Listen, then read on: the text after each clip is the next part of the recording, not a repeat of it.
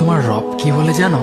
তুমি যাকে আমার চাইতে বেশি ভালোবাসবে, আমি তাকেই তোমার কাছ থেকে দূরে নিয়ে যাব আর তোমাকে বড্ড একা করে রাখবো।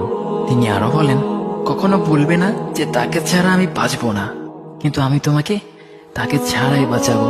পিছনের সব আবেগ কেড়ে নিয়ে তোমাকে দিব্যি সামনে এগিয়ে নিয়ে যাব। তুমি কি দেখো নি, ঋতুরাও যে 2 মাস পর পর বদলাতে থাকে, ছায়া দেয়া গাছের পাতাও তো শুকিয়ে যায়, আর যখন সবর হারিয়ে ফেলে তখন ঝরে পড়ে। কিন্তু তোমার রব তো ধৈর্যশীল ও পরম দয়ালু। তিনি তো সেই ঝরে যাওয়া পাতার ঢাল থেকেও সবুজ পাতা গজান। তুমি কি দেখছো না তোমার স্রষ্টার এই নিদর্শন? যে মানুষটাকে তুমি নিজের জীবনের চাইতেও বেশি ভালোবাসতে, সেই মানুষটাও একদিন অচেনা হয়ে যায়, তোমার মন ভেঙে যায়, এমনকি বন্ধুর শত্রুতে পরিণত হয়।